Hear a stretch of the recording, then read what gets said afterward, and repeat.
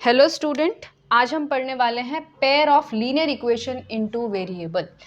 Okay, ये आपका class 10th का चैप्टर नंबर 3 है और बहुत ही इंटरेस्टिंग और बहुत सिंपल चैप्टर है। आज की वीडियो में हम क्या देखने वाले हैं? आज की वीडियो में हम देखेंगे इसका इंट्रोडक्शन। इंट्रोडक्शन के अंदर क्या आता है? इंट्रोडक्शन के अंदर ये आएगा कि सबसे पहले हम इस चैप्टर का मतलब समझ लें कि ये हमारी किस टाइप की प्रॉब्लम को सॉल्व करने वाला है, किस टाइप के हम यहाँ पे क्वेश्चन सॉल्व करने वाले हैं। ठीक है ना? तो आज की वीडियो में कुछ नहीं, बस हम इस चैप्टर को समझने वाले हैं। ठीक है ना? क्योंकि जब आप चीज़ें समझते हो तब आपको वो ज़्यादा अच्छे से याद भी रहती हैं और फिर आपको उसको सॉल्व करने में भी मज़ा आता है। ठीक है? तो सबसे पहले हम क्या करते हैं, इस चैप्टर के अंदर जो ये टर्म्स यूज़ हो रही हैं इन चीज़ों को समझ लेते हैं। तो सबसे पहले हम बात करते हैं आपके वेरिएबल की। ठीक है? तो आपने छोटी क्लासेस में दो चीज़ें पढ़ी होंगी। एक होता है आपका कांस्टेंट और दूसरा होता है आपका वेरिएबल। आपको पता है कि कांस्टेंट और वेरिएबल में फ़र्क क्या है? वेरिएबल यानी कि जिसकी वैल्यू चेंज होती है, कांस्टेंट यानी कि जिसकी वैल्यू सेम रहती है। जैसे कि मान लो मैंने आपके सामने ये लिख दिया, तो आप ये जानते हैं ये क्या है? This is 1, this is 3.14।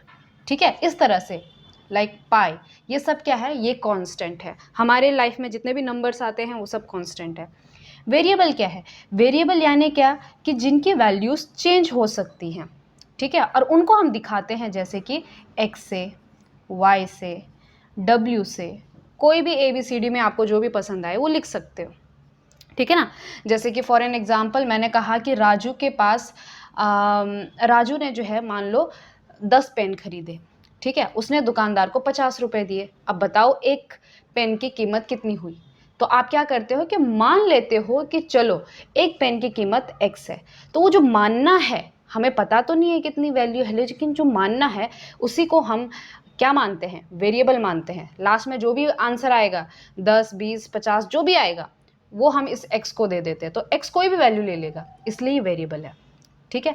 तो कहने का मतलब ये है कि आपका जो वेरिएबल एक्चुअली है, ये किस चीज़ को हम देते हैं? इसको हम देते हैं अननोन को फाइंड करने के लिए। जो चीज़ हमें पता नहीं है, जिसका हमने वैल्यू ढूंढना है, उस चीज़ को दिखाने के लिए हम कहते हैं कि मान लो वो x है, उसकी जगह x ले लेते हैं। तो यहाँ पे वेरिएबल आपका काम आता है।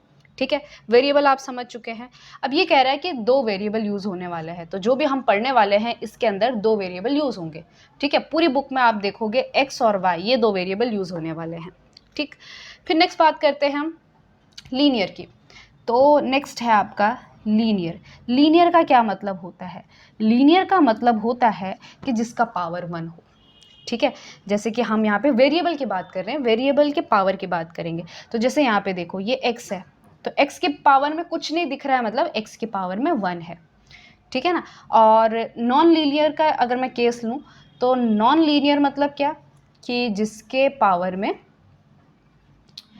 1 से बड़ा नंबर आए, जैसे कि एक्स स्क्वायर। अब आपने एक्स स्क्वायर कहाँ देखा है? जब आप क्वाड्रेटिक इक्वेशन सॉल्व कर रहे थे तब आपने एक्स स्क्वायर देखा है। ठीक, तो हम जो भी वेरिएबल लेने वाले हैं इनका पावर 1 होने वाला है, इसीलिए यहाँ पे हमने यूज़ किया लीनियर। इतनी बात समझ में आ गई। दूसरा ये कह रहा है इक्वेशन। इक्वेशन का क्या मतलब समझते हो? इक्वेशन का मतलब होता है जहाँ पे दो साइड इक्वल हो। ठीक है? या फिर आप सिंपली करो कि जहाँ पे जो है बीच में इक्वल टू का साइन आए। ठीक, अब इन सब को आप यूज़ करके बनाने वाले हैं linear equation. For an example जैसे कि 2x प्लस 3y। अब इसमें देखो दो वेरिएबल यूज़ हो गए x और y। ठीक है?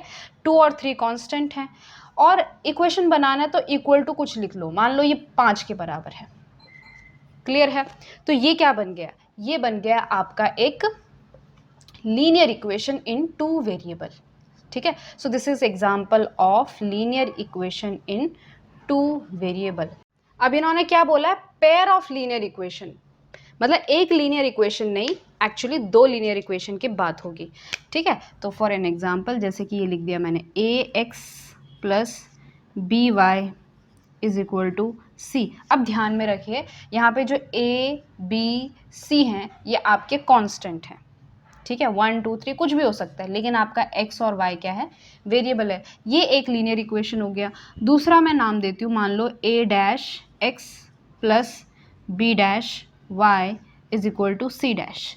यहाँ पर A dash, B dash, C dash ये सारे के सारे कांस्टेंट हैं और एक्स और वाई ये वेरिएबल है। तो ये दो क्या आ गए, ये पेयर में आ गए, तो इसी को कहते हैं हम pair of linear equation into variable. अब इस चीज़ को हम थोड़ा सा ना एग्जाम्पल से समझते हैं। एग्जाम्पल से क्या है, चीज़ें हमको और अच्छे से समझ में आती हैं। ठीक है, एग्जाम्पल से समझते हैं। तो मान लो एक लड़की है, उसका नाम रखते हैं निशा। ठीक है, तो निशा एक लड़की है जो कि गई अपने गांव के मेले में। ठीक है, अब उसने वहाँ पे बहुत सारे गेम्स देखे, तो उसको एक्चुअली दो गेम्स बहुत पसंद आए। एक जो है जिसे कहते हैं हुपला। ठीक है, आपकी टेक्स्ट बुक में इसका एग्जाम्पल है हुपला। हुपला का मतलब आप समझते हो कि वो एक दुकान जैसी रहती है जहाँ पे हमको जो है रिंग दिए जाते हैं।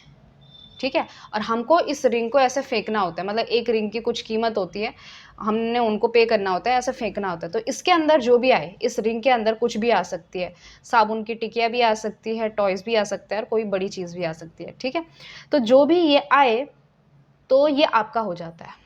ठीक है, तो एक तरह का लक का गेम है, आपके निशाने का गेम है। तो ये है हुपला।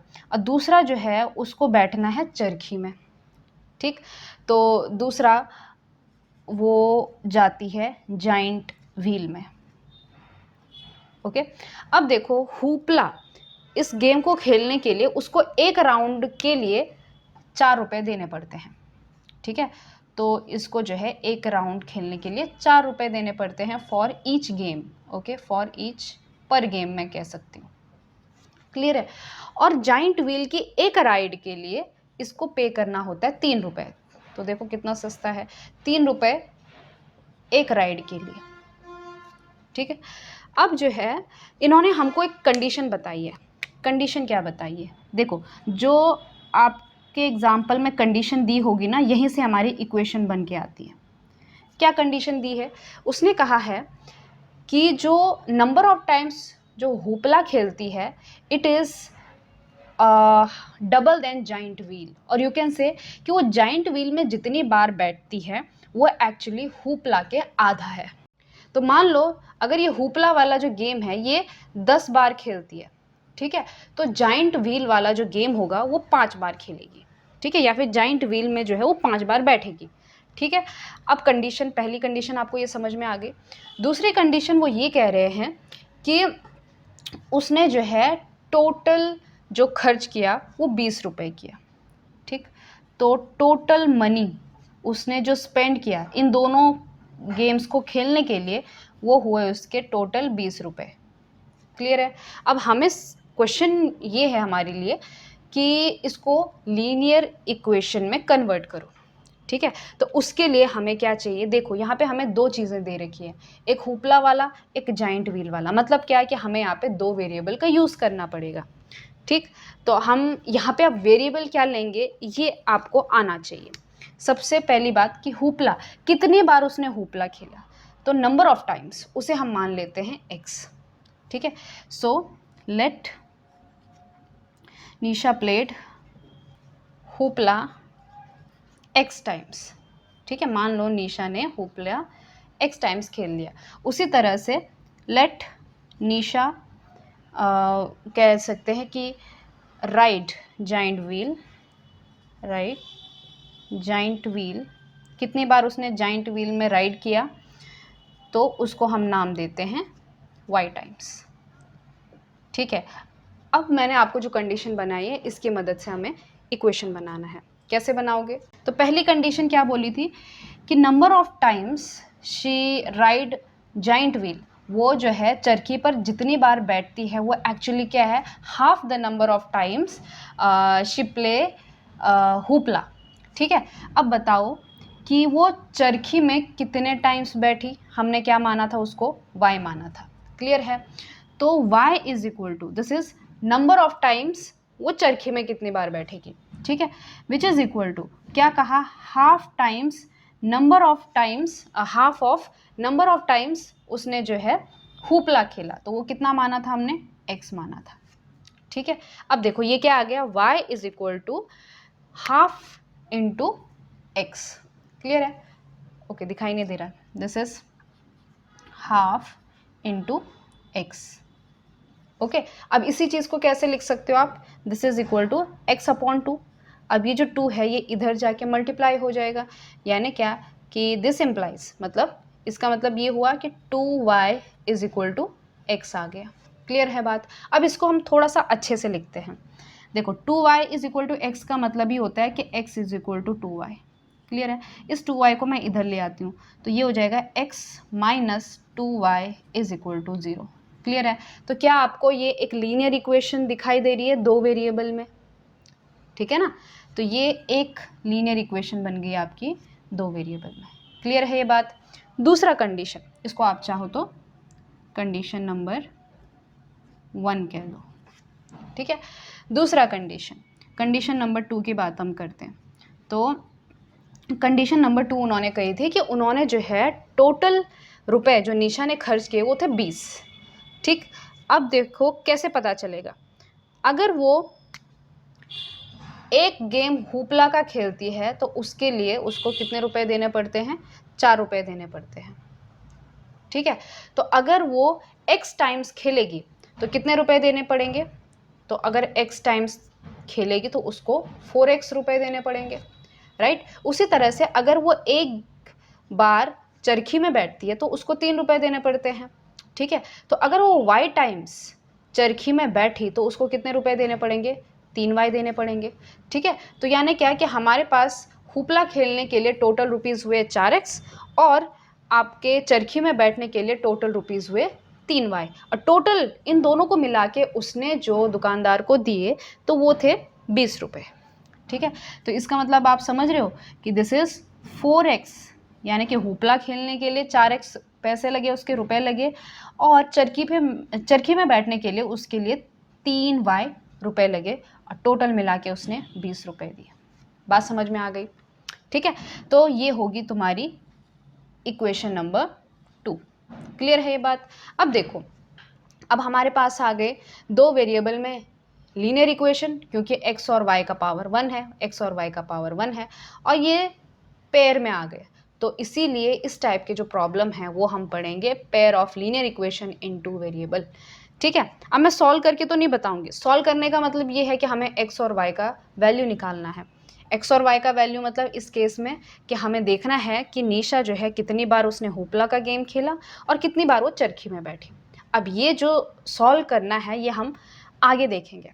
ठीक है, आज की वीडियो में बस इतना। आई होप आपको जो है pair of linear equation in two variable इस चैप्टर का मतलब समझ में आ गया होगा। अगले वीडियो में हम क्या देखने वाले हैं, इसी चीज़ का ज्योमेट्रिकल रिप्रेजेंटेशन, इसी को जो है हम विजुअलाइज कैसे कर सकते हैं, इस चीज़ को हम देख कैसे सकते हैं। ठीक है, और मैथ्स के अंदर जो सबसे इंटरेस्टिंग चीज़ होती है ना, वो होती है किसी भी प्रॉब्लम को, किसी भी कॉन्सेप्ट को देख पाना। ठीक है ना, तो चलिए मिलते हैं अगले वीडियो में।